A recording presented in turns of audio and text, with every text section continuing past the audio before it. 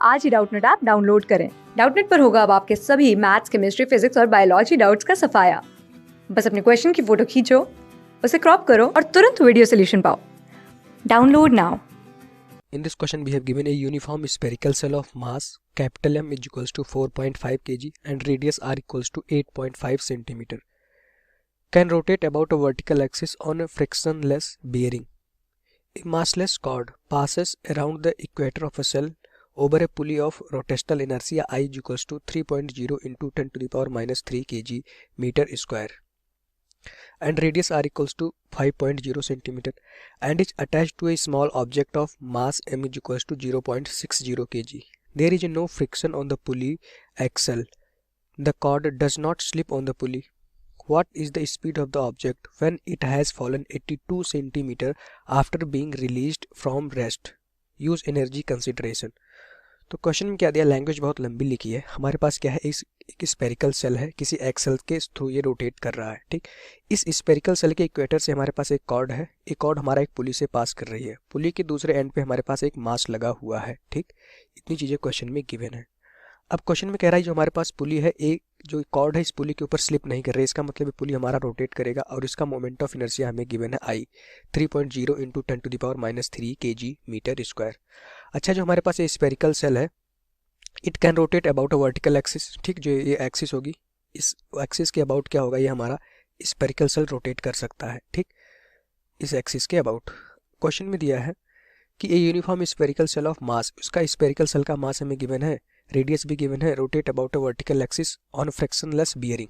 ठीक, अब एक मासलेस कॉर्ड इसके इक्वेटर से पास करते हुए, पुली से पास करते हुए दूसरे एंड पे एक हमारे पास ब्लॉक बंधा हुआ है। अब क्वेश्चन में कह रहा है जब ये ब्लॉक हमारा नीचे चला जाएगा, अभी इनिशियली ब्लॉक क्वेश्चन में कह रहा है ये रेस्ट में है, इसकी वेलोसिटी क्या है, 0। अब क्वेश्चन में कह रहा है कि यहाँ से ये क्या होता है, नीचे चला जाता है 82 सेंटीमीटर। तो हमने कहा 82 सेंटीमीटर बाद ब्लॉक कहीं यहाँ पहुँच जाएगा, तो इस समय इस ब्लॉक की वेलोसिटी बताइए। हमने कहा 82 सेंटीमीटर डाउन जाने के बाद में इसकी वेलोसिटी v है, तो हमें v की वैल्यू फाइंड आउट करनी है और हमें क्या यूज करना है, एनर्जी कंसिडरेशन। ठीक, ये कितना सेंटीमीटर नीचे गया है, इनिशियली ये यहाँ पे था ब्लॉक, यहाँ से क्या होगा 82 सेंटीमीटर नीचे चला गया, क्वेश्चन में गिवन है। ठीक, तो हाइट लेट से कितना चला गया, 82 सेंटीमीटर क्वेश्चन में हमें गिवन है। जब ये ब्लॉक हमारा जो ये मास है जिसका m क्वेश्चन में उसकी वैल्यू भी गिवन है, 82 सेंटीमीटर नीचे चलाएगा, तो इसकी वैल्यू वेलोसिटी हमें फाइंड आउट करनी है। ठीक, अब यहाँ से देखेंगे इनिशियली बॉल कहाँ पे था, पॉइंट लेट से कि इनिशियली बॉल पॉइंट ए पे था, 82 सेंटीमीटर डाउन होने के बाद पॉइंट बी पर पहुँच गया, ये जो हमारे पास मास है। ठीक, अब यहाँ से हम कह सकते हैं कि इनिशियली जब बॉल हमारा रेस्ट में था तो ये पूरा यहाँ पे स्ट्रिंग भी रेस्ट में रही होगी, इसमें एक टेंशन टी आएगा, जब ये नीचे की तरफ जाएगी तो ये हमारे पास टेंशन फोर्स होगा। तो इनिशियली पूरा सिस्टम रेस्ट में रहा होगा। ठीक, जब ये डाउन जा रहा होगा तो ये क्या होगा, हमारा ये रोटेट करना स्टार्ट करेगा, ये जो स्पेरिकल सेल है, और पुली भी रोटेट करना स्टार्ट कर देगी। लेकिन इनिशियली जब यहाँ पे रुका था तो अभी कोई भी रोटेट नहीं कर रहा है, तो हम एनर्जी कंसिडरेशन लगाएं, क्योंकि देख पा रहे हैं यहाँ पे कोई भी एक्सटर्नल फोर्स नहीं लग रहा है, तो एनर्जी को हम कंजर्व करा सकते हैं। तो यहाँ से लिख सकते हैं टोटल एनर्जी इनिशियली, इसको इनिशियली आई लिख सकते हैं, इक्वल्स टू क्या हो जाएगा, टोटल एनर्जी फाइनल के। फाइनल कब, जब ये हमारा जो ब्लॉक है वो 82 सेंटीमीटर नीचे आ जाएगा, उसकी टोटल एनर्जी फाइनल ओ होगी। ठीक, तो टोटल एनर्जी किसके बराबर होती है, kinetic energy initially plus potential energy initially is equals to क्या हो जाएगा, kinetic energy final plus potential energy final.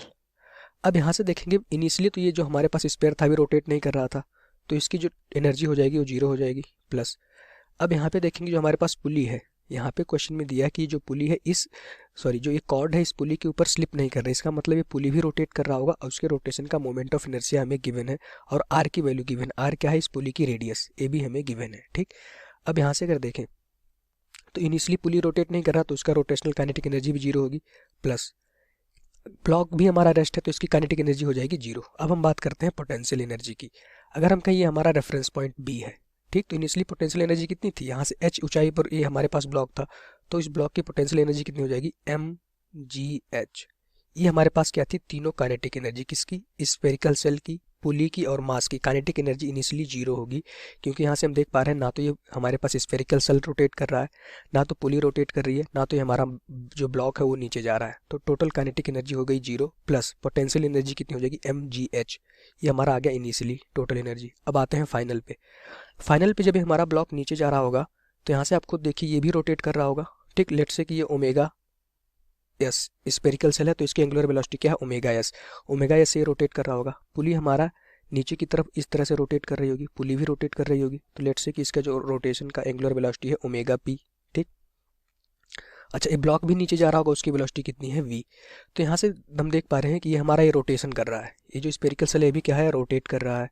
जब ये ब्लॉक हमारे नीचे जाएगा, ये पुली भी रोटेट कर रही है। ठीक, और ये हमारा जो ब्लॉक है वो हमारा लीनियर मोशन कर रहा है, डाउनवर्ड डायरेक्शन में जा रहा है, लीनियर मोशन कर रहा है। किसी भी मोमेंट में ए पॉइंट बी पे था, उसकी वेलोसिटी कितनी थी वी। तो यहाँ से हम देखेंगे अगर स्पेरिकल सेल की एनर्जी लिखें तो उसमें कौन सी मोशन हो रहा है रोटेशन, तो कौन सी एनर्जी होगी रोटेशनल काइनेटिक एनर्जी। ठीक, तो रोटेशनल काइनेटिक एनर्जी का फॉर्मूला क्या होगा हाफ आई। अभी किसकी बात कर रहे हैं हम स्पेरिकल सेल की, तो उसका moment of inertia I spherical I S लिख सकते हैं, half I omega square omega S shell का इसका होल स्क्वायर। ठीक, प्लस अब अगर पुली देखें, पुली भी रोटेट कर रहा है ना, इस पॉइंट ये जो एक्सिस है इस पॉइंट मान लेते हैं पॉइंट ओ था, इसके अबाउट ये पुली भी रोटेट कर रहा है, इसका moment of inertia I given है हमारे पास। तो यहाँ से देखेंगे इसकी रोटेशनल काइनेटिक एनर्जी कितनी हो जाएगी हाफ आई पी। ठीक, आई पुली का मोमेंट ऑफ इनर्शिया है into omega P. Omega P क्या हो जाएगा जो पुली है उसके रोटेशन की एंगुलर वेलोसिटी, तो काइनेटिक एनर्जी कितनी हो जाएगी हाफ आई ओमेगा स्क्वायर पुली के केस में। प्लस अब आते हैं हम अपने ब्लॉक के केस में, तो जो ब्लॉक है लीनियर मोशन कर रहा है, डाउनवर्ड डायरेक्शन में जा रहा है, इसकी वेलोसिटी एट द मोमेंट जब 82 सेंटीमीटर डाउन जा चुका था कितनी थी वी, तो इसकी काइनेटिक एनर्जी कितनी हो जाएगी हाफ एम वी स्क्वायर। ये तो हमारा हो गया फाइनल पोजीशन पे काइनेटिक एनर्जी। अब हम पोटेंशियल एनर्जी देखेंगे, इसको हमने रेफरेंस पॉइंट मान रखा है, तो ब्लॉक यहाँ पे पहुँच गया, मतलब इसकी जो पोटेंशियल एनर्जी होगी वो जीरो हो गई होगी। ठीक, ये हमारा हो गया एनर्जी कंसिडरेशन से हमने एक इक्वेशन बना ली। अब इसको हम सॉल्व करते हैं, यहाँ से हमारे पास क्या है M G H is equals to half. ठीक, आई एस, आई क्या है मोमेंट ऑफ इनर्शिया किसका स्पेरिकल सेल का। अब यहाँ पे खुद देखिए ना स्पेरिकल सेल इस वर्टिकल एक्सिस के अबाउट रोटेट कर रहा होगा, सिर्फ रोटेशन मोशन है यहाँ पे, तो इसकी मोमेंट ऑफ इनर्शिया सॉरी इसका जो काइनेटिक एनर्जी होगी कितनी होगी हाफ आई ओमेगा स्क्वायर।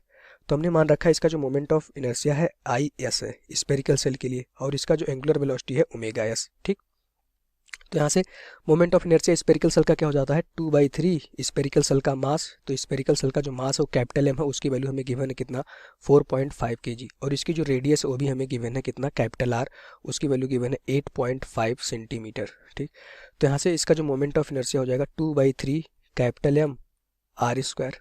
अच्छा, ओमेगा इसको हम क्या लिख सकते हैं वी अपॉन आर के टर्म्स में। ठीक, इसका जो टेंजेंशियल वेलोसिटी यहाँ होगा वो क्या होगा वी होगा।